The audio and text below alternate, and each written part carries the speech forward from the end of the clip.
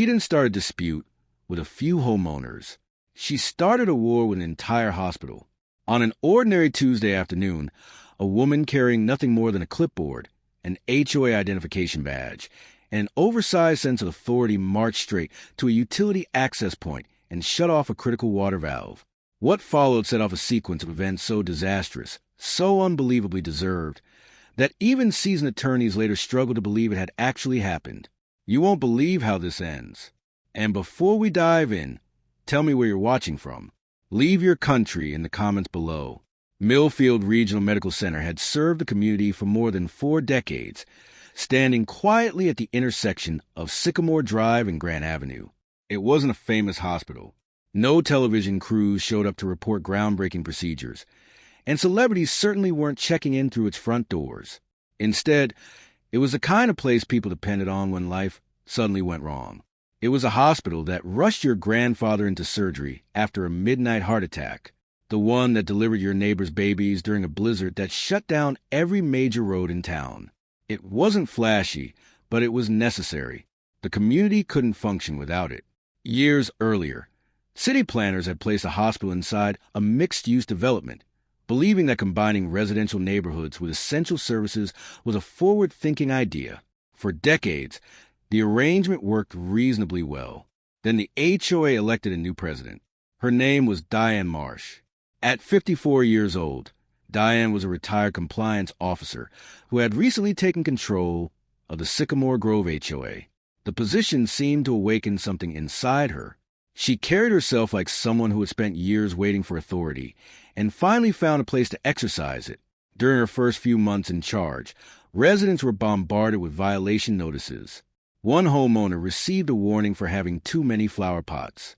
Another was cited because a fence had been painted the wrong shade of beige. Someone else was ordered to remove a basketball hoop that exceeded the approved height by 2 inches. People complained, but most eventually complied. Then Diane shifted her attention toward the hospital. Her first complaint involved delivery trucks sitting with their engines running near the neighborhood entrance. The hospital agreed to reroute them. Next, she objected to exterior lights remaining on after 10 p.m. Once again, the hospital cooperated and adjusted the schedule. But Diane didn't interpret those compromises as goodwill. She interpreted them as surrender. Soon afterward, she sent a formal demand insisting the hospital begin paying the HOA an $8,000 monthly community impact fee. Patricia Okonkwo, the hospital's administrator, read the letter once. Then she read it again. After that, she called legal counsel. The attorney's response was courteous but unmistakably firm. The hospital operated under state medical licensing regulations, and the HOA possessed absolutely no authority to impose fees of any kind on the facility. Diane was furious. Exactly 2 weeks later, at 1:47 on a Tuesday afternoon, a maintenance technician named Carlos noticed something alarming during a routine inspection. Water pressure throughout the hospital's primary supply line had nearly vanished. He immediately checked gauges, meters, and monitoring systems. Everything pointed to the same conclusion. Something had shut off the water. Carlos headed outside toward the utility corridor and quickly found the source of the problem. The main valve located within the HOA's shared utility access area had been manually turned off. Worse, someone had attached a bright orange HOA padlock to the valve. Taped beside it was a laminated notice bearing Diane Marsh's signature. The notice cited unpaid community fees and alleged violations of residential covenant requirements. Carlos called Patricia immediately. Patricia called city officials. Then she looked down at her pager. 3 patients were currently undergoing surgery. What Diane failed to understand, and this is where the story takes a dramatic turn, was that her little pressure tactic wasn't merely inappropriate. It was potentially a federal offense. Interrupting utility services to an active medical facility during patient care falls under emergency obstruction laws. And Millfield Regional had encountered a similar legal battle nearly 20 years earlier. They had won. Because of that earlier case, the hospital already had a highly detailed emergency response procedure ready to deploy. Patricia didn't simply notify the utility department. She activated what the hospital referred to as Code Blue infrastructure, an emergency escalation process that instantly alerted county emergency management officials. the state health department, the fire marshal's office, and local law enforcement. Minutes later, not hours later, the system was fully in motion. The response was immediate. Within 45 minutes of the shutdown, an emergency judge had already signed an injunction ordering the water service restored without delay. But the injunction carried another consequence, one Diane never saw coming. The moment a medical facility files an emergency obstruction complaint, an automatic investigation begins. And once that investigation starts, every decision made by the person responsible comes under intense scrutiny. The HOA's financial records, Diane's communications, and everything connected to the decision that led to that lock valve. Every letter Diane had written, every warning she had mailed, every dollar she had attempted to collect, all of it was suddenly subject to scrutiny. The problem was that Diane had no idea any of this was happening. At that moment, she was sitting at home feeling victorious. Then her phone started ringing. The first call came from Greg, the HOA's legal liaison. He wasn't a lawyer, just a part-time paralegal who usually handled routine disputes and paperwork. His voice carried an edge of concern she wasn't used to hearing. He warned her that the situation had escalated far beyond anything the HOA was equipped to handle. Diane cut him off and hung up. A few minutes later, another call came in.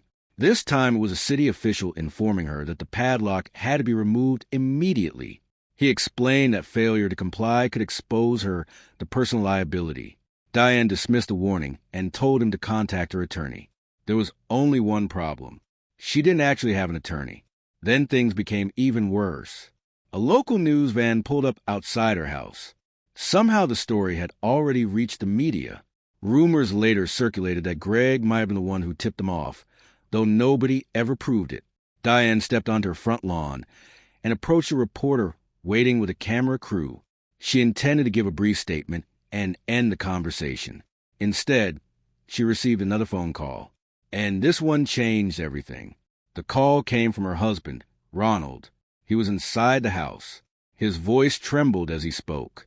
For the last hour, he had been experiencing chest pain, but hadn't wanted to alarm her. Now the pain was becoming worse.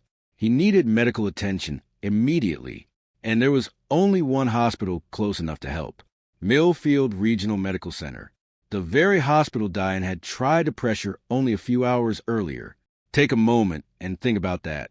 Diane rushed Ronald to the emergency department herself.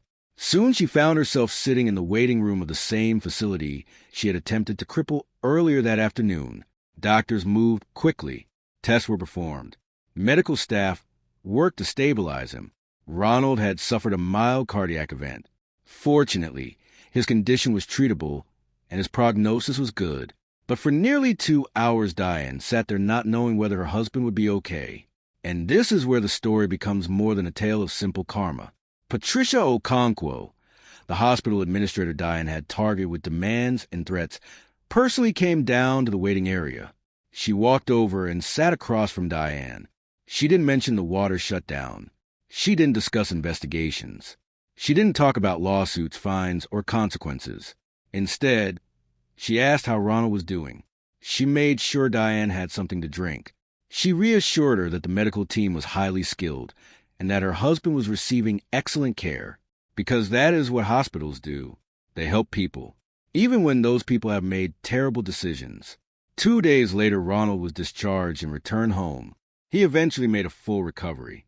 Then the consequences finally caught up with Diane, not from the hospital, from everywhere else. The state investigation uncovered something unexpected. For more than a year, Diane had been collecting unofficial fines from homeowners throughout the neighborhood. Even worse, investigators discovered that the money had been deposited into an account that wasn't properly disclosed in the HOA's financial records. The total exceeded $11,000. What began as an inquiry into a utility shutdown had opened the door to a much larger problem. Within 3 weeks, Diane was removed from her position as HOA president. Residents who had tolerated her behavior for months finally had enough. When the vote was held, it wasn't close. The decision was unanimous. Even homeowners who had once appreciated her strict standards and obsession with neighborhood appearance voted against her. The HOA then issued a formal apology to Millfield Regional Medical Center. They also amended the development agreement. The shared utility provision that had caused the entire conflict was eliminated and replaced with a protected easement guaranteeing the hospital uninterrupted access to essential services permanently. Patricia Okonkwo later sent Diane one final letter. There were no threats, no demands, no legal language, just two simple sentences. We hope your husband continues to recover well. Our doors are always open. Diane never replied. According to neighbors, she stopped issuing violation notices after that. She rarely attended HOA meetings. Eventually, she disappeared from community affairs altogether.